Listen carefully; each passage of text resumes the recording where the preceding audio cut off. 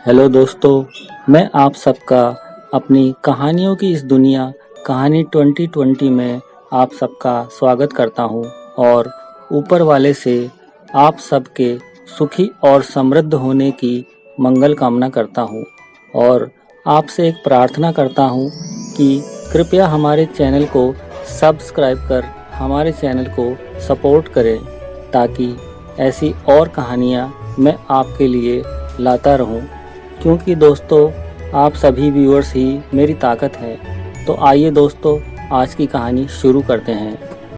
साक्षी की शादी को आज 3 महीने बीत चुके थे। साक्षी वैसे तो हमेशा खुश रहती थी, परंतु न जाने क्यों कभी कभार अपने कमरे में जाकर एक फाइल को गले से लगाते ही उसकी आंखों के आंसू रोके नहीं रुकते थे। एक दिन जब उसके पति सचिन की नज़र जब उस पर पड़ी तो सचिन ने पूछा कि यह फाइल का क्या मामला है जिसे गले से लगाकर तुम रोने लगती हो।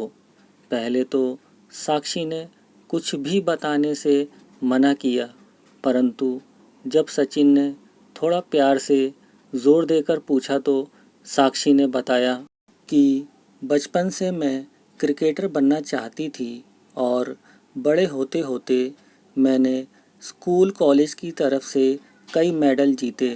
इस फाइल में वही मेडल और फ़ोटो देखकर मैं रो पड़ती हूँ। तो सचिन ने कहा कि तुम्हें जब क्रिकेट खेलना इतना पसंद है और तुमने इतने मेडल भी जीते हैं तो क्रिकेट खेलना क्यों छोड़ दिया।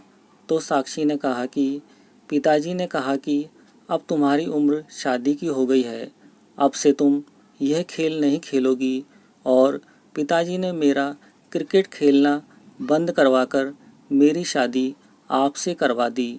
तो सचिन ने कहा कि मतलब हमारी वजह से आपका क्रिकेट आपसे छूट गया और आपकी आंखों में जो आंसू है उसकी एक वजह हम भी हैं।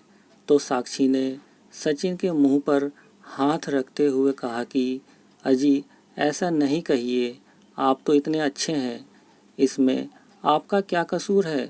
तो सचिन ने कहा कि साक्षी, मैं कसम खाता हूँ कि तुम्हारी आंखों के ये दुख के आंसू मैं खुशी के आंसू में बदल दूँगा और तुम्हें क्रिकेट खेलने की ट्रेनिंग दिलवाऊँगा।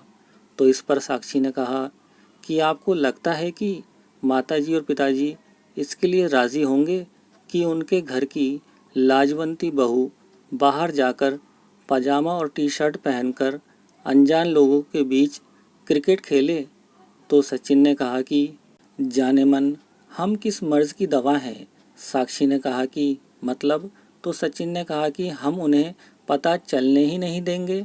मैं घर में सबसे कह दूंगा कि तुम्हें खाना बनाने और मेकअप सीखने की क्लास में भेज रहा हूँ और वहाँ से तुम मेरे दोस्त की क्रिकेट कोचिंग क्लास में चली जाना क्रिकेट सीखने। यह बात सुनकर साक्षी बहुत खुश थी। सचिन ने यह बात पूरे घर में फैला दी कि इसे खाना बनाना तो आता ही नहीं है, तो मैं इसे खाना बनाने की क्लास लेने भेज रहा हूँ जहाँ मेकअप क्लास फ्री दी जाती है। तो यह सुबह मेरे साथ निकल जाएगी और शाम को मेरे साथ वापस आएगी। साक्षी के ससुर को यह बात अजीब तो लगी, परंतु पति पत्नी के बीच बोलकर क्या फ़ायदा, तो किसी ने कुछ नहीं कहा और साक्षी की ट्रेनिंग शुरू हो गई। कोचिंग इंस्टीट्यूट में जब कोच ने साक्षी के मेडल और सर्टिफिकेट देखे और उसकी काबिलियत देखी तो उसे इंडियन टीम के सिलेक्टर्स के सामने पेश किया, जहां वह सभी की पहली पसंद बन गई और आने वाले एक बड़े मैच में अच्छे खेल का प्रदर्शन कर उसने सभी का दिल जीत लिया और सभी सिलेक्टर्स अब उसे टीम के कप्तान के रूप में देखना चाहते थे। साक्षी ने अपनी कप्तानी में सामने वाली टीम को क्लीन बोल्ड कर अपने आप को साबित कर दिया और सचिन ने अब यह बात सबके सामने बताई कि हम असल में क्या कर रहे थे। तो साक्षी की सास ने साक्षी के ससुर की तरफ देखते हुए और एक लंबी सांस भरते हुए कहा कि काश हमारे पति भी ऐसे होते तो आज मैं भी कबड्डी टीम की कप्तान होती। साक्षी की सास ने जैसे ही यह बात कही तो सभी लोग जोर से हंस पड़े और साक्षी सचिन की तरफ देख रही थी और उसकी आंखों में आज भी आंसू थे, परंतु खुशी के।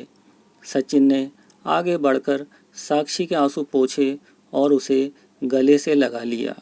कहानी का भावार्थ: दोस्तों, अधिकतर लोग अपने सपनों को तो अपनी आंखों में बसाते हैं और उसे पूरा करने की कोशिश करते हैं, परंतु लाखों में कोई एक ऐसा होता है जो दूसरे के सपने को अपनी आंखों में बसाता है और उसे पूरा करता है। दोस्तों, कहानी कैसी लगी हमें कमेंट सेक्शन में ज़रूर बताएं।